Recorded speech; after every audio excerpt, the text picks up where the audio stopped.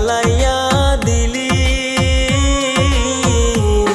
করছিলাম কি আমি বন্ধু তোর কোনো ক্ষতি, বন্ধু তোর কি কোনো ক্ষতি।